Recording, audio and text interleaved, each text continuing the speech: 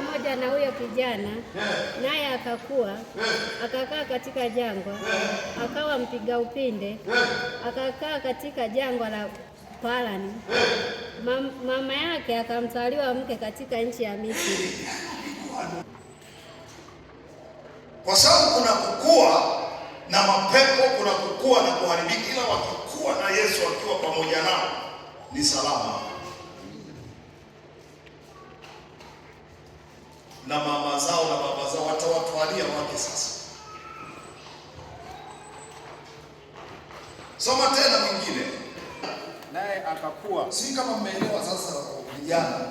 Naye akakua, akakaa katika jangwa. Na Bwana lazima ukue, kwa sababu hakuna wa kukuua, hakuna wa kukuroga, hakuna ajali, lazima ukue tu.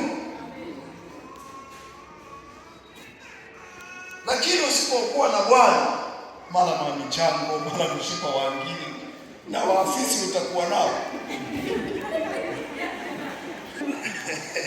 bila Yesu. Lakini ukiwa pamoja na Yesu hakuna michango, hakuna